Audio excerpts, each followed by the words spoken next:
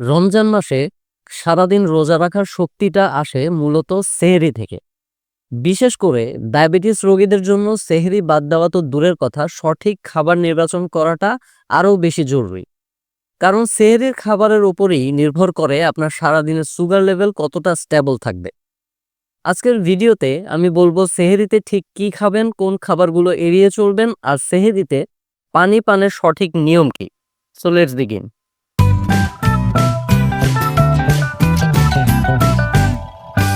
আসসালামু আলাইকুম। আমি ডক্টর গাজী সাজ্জাদ হোসাইন। আমার রমজান সিরিজের আজকের এই ২ নাম্বার পর্বে আমরা আলোচনা করব ডায়াবেটিস রোগীদের জন্য সবচেয়ে গুরুত্বপূর্ণ খাবার সেহরি নিয়ে।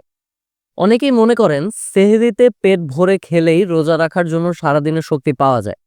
যদিও ধারণাটি আংশিক সত্য, কিন্তু ডায়াবেটিস রোগীদের জন্য পরিমাণের চেয়ে গুরুত্বপূর্ণ হলো খাবারের ধরন। একটি প্রিপ্ল্যান্ড অর্থাৎ পরিকল্পিত সেহরি আপনাকে হাইপোগ্লাইসেমিয়া বা সুগার কমে যাওয়ার ঝুঁকি থেকে মুক্ত রাখতে পারে। তো চলুন জেনে নেই একটি আদর্শ সেহরির মেনু কেমন হওয়া উচিত এবং কোন বিষয়গুলো খেয়াল রাখতে হবে।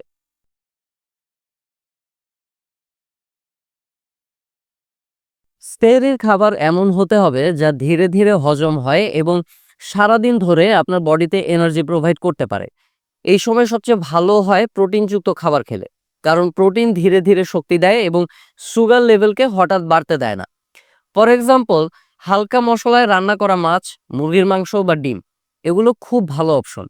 এছাড়া কার্বোহাইড্রেটের উৎস হিসেবে জটিল শর্করা বেছে নিন। এক্ষেত্রে আপনি লাল আটা রুটি, চিড়া, মুড়ি, খই অথবা পরিমাণ মতো ওটস নিতে পারেন। এগুলো ফাইবার সমৃদ্ধ হওয়ায় অনেকক্ষণ পেট ভরা রাখবে।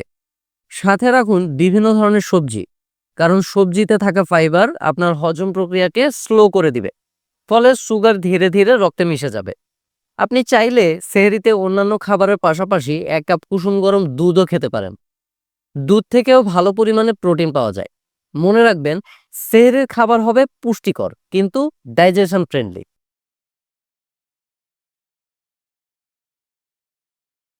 সঠিক খাবার নির্বাচনের মতোই জরুরি ব্যাপার হলো ভুল খাবার এড়িয়ে চলা। সেহরিতে কিছু খাবার আপনার সারাদিনের রোজাকে কষ্টকর করে তুলতে পারে। এর মধ্যে অন্যতম এবং খুবই কমন ২টা মেনু হলো গরুর মাংস ও অতিরিক্ত ডাল।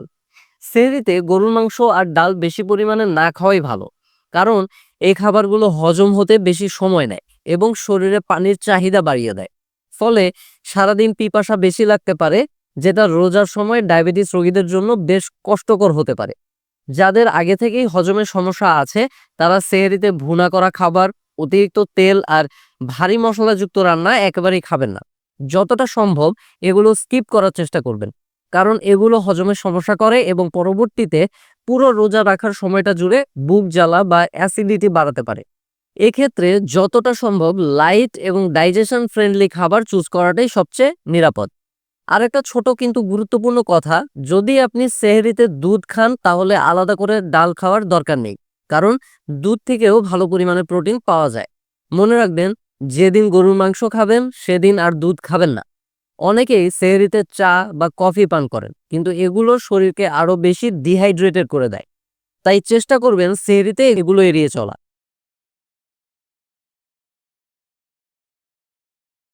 সেহরিতে পানি খাওয়ার বিষয়টা সত্যিই খুবই গুরুত্বপূর্ণ।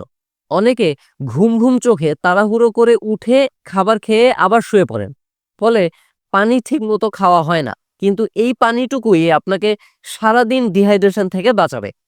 আমার পরামর্শ হলো, সেহরি খাওয়া শেষ করে একবারে অনেক পানি পান না করে সেহরির সময়টার মধ্যে থেমে থেমে ধীরে ধীরে অন্তত কয়েক গ্লাস পানি পান করুন। এতে শরীর পানি ভালোভাবে শোষণ করতে পারবে এবং আপনি সারাদিন রিফ্রেশড থাকবেন। মনে রাখবেন, একটা ভালো সেহরি মানেই একটা হাইলি সেফ এবং কমফোর্টেবল রোজা। তো আশা করি সেহরির খাবার নিয়ে আপনাদের সব প্রশ্নের উত্তর দিতে পেরেছি।